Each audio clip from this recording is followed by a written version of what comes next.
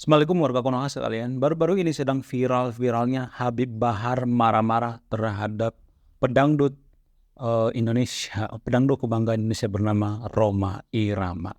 Nah, ah, kenapa Habib Bahar ini marah-marah kepada Rhoma Irama ini? Apa hubungan antara musik dangdut dengan dunia perhabiban gitu, dunia agama gitu di Indonesia? Nah, apa pula yang mendasari kenapa Rhoma Irama mengatakan statement atau kalimat yang kontroversial sehingga membuat Habib Bahar ini menjadi marah gitu, menjadi mencak-incak gitu di sebuah ceramahnya. Konon katanya Rhoma Irama ini dulu ya masih percaya yang namanya dunia perhabiban. Akan tetapi ada satu orang kiai bernama Kiai Imaduddin mengatakan bahwa nazab Nabi di Indonesia itu atau gelar-gelar habaib di Indonesia itu tidak benar adanya. Itu pantas diragukan melalui tesis beliau. Nah, kalimat apa saja yang bikin Habib Bahar mengamuk gitu? Kalimat apa yang bikin Habib Bahar ini mencak-mencak? Saya akan membahas sebentar lagi. Dalam sebuah podcast yang berjudul Bisikan Roma, milik akun pribadinya itu Rhoma Irama. Beliau pernah bercerita kepada temannya di salah satu podcast mengatakan bahwa ada satu oknum habaib di Indonesia. Waktu ceramah beliau mengatakan seperti ini. Itu kalau ada anak habaib, biarpun penjudi, penjina, biarpun suka mencuri, biarpun melakukan perjinahan dan lain sebagainya, jangan dikata-katain, jangan dimarahin, jangan diomelin, biarin aja kayak gitu. Biar gimana pun itu adalah anak nabi, anak rasul. Biar bagaimanapun dia itu adalah ahli surga. Nah, ketika Rhoma Irama mendengarkan ceramah oknum ustadz ini, dia terhentak gitu ya. Dalam Islam itu tidak ada yang hal seperti itu, nggak ada privilege seorang habaib gitu, walaupun habaibnya melakukan dosa ya tetap masuk neraka juga gitu.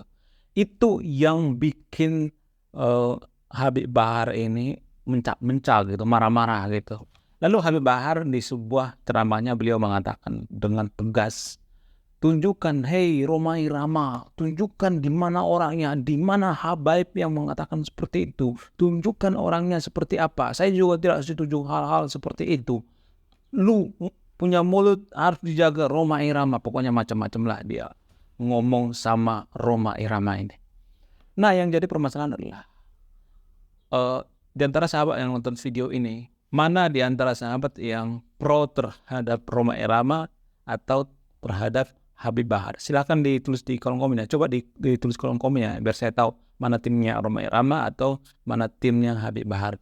Dikarenakan karena habaib atau oknum habaib yang dikatakan oleh Haji Rhoma Irama ini sudah meninggal atau almarhum, maka Haji Rhoma Irama itu enggan mengatakan namanya siapa. Ya udah meninggal juga kan, nggak mungkin kita mengganggu orang yang meninggal, nggak sopan ya.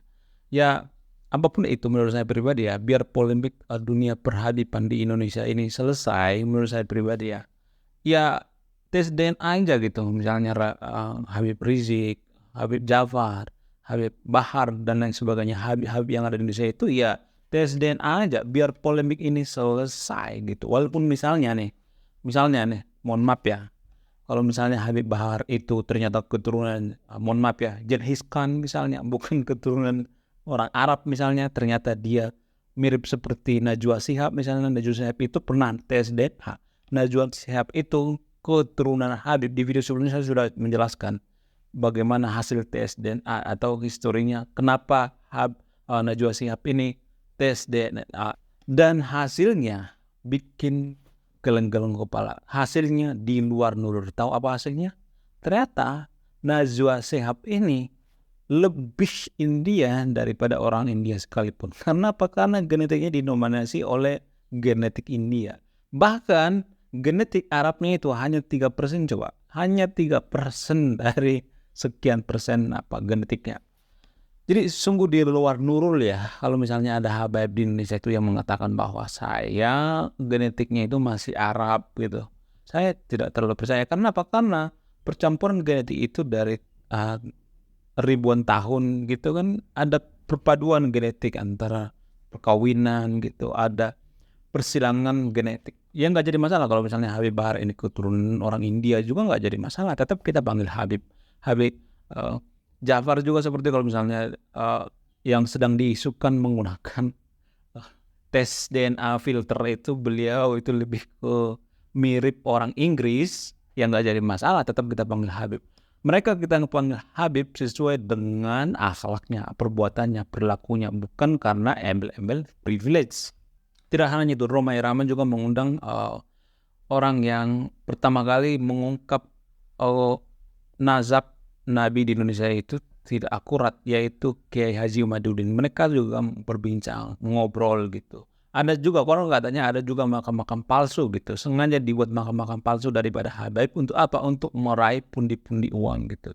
Ya, ujung-ujungnya duit juga sebenarnya, ujung-ujungnya duit gitu. Tapi ya kalau kita berpikir secara rasional, Pak, iya ya, seorang pemuka agama yang kita hormati, yang kita sayangi, dengan kejinya, dengan teganya memalsukan, kalau misalnya ini benar ya, memalsukan makam para habaib itu. Buat apa coba? Ngapain kita memasukkan sesuatu, untuk apa? Untuk duit gitu, untuk kekuasaan gitu, untuk biar kita terlihat agamis gitu, biar kita diakui habaib di Indonesia.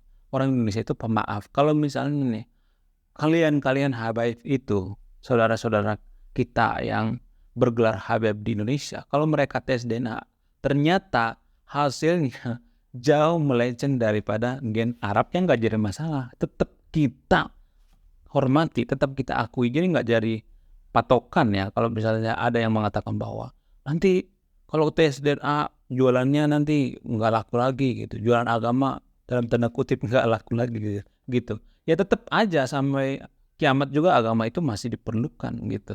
Nggak ada yang mengatakan, atau nggak ada karya atau riset yang mengatakan bahwa agama itu akan punah, nggak ada.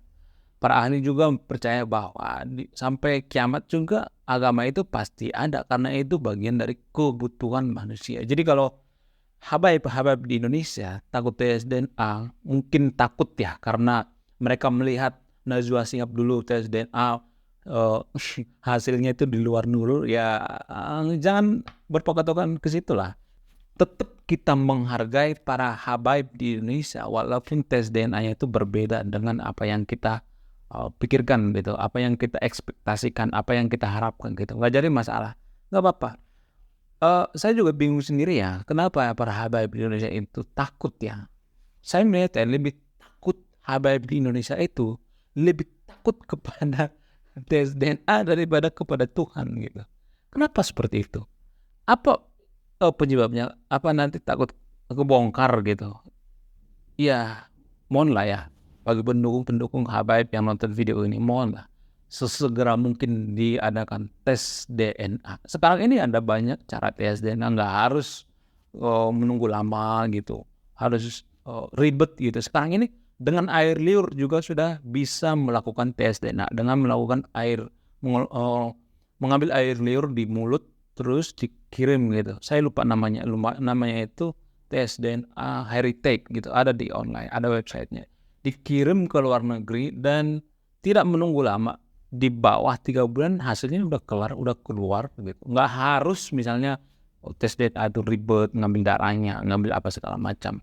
Dengan menggunakan air liur juga sudah bisa melakukan tes DNA. Oke, terima kasih sudah menyimak dan memahami video ini. Sebelum saya tutup, saya akan memberikan salah satu pesan moral. Pesan moralnya adalah, para habaib di Indonesia, saya melihat ya, mereka lebih takut tes DNA daripada takut akan Tuhan. Saya Raul Stik, salam rasional.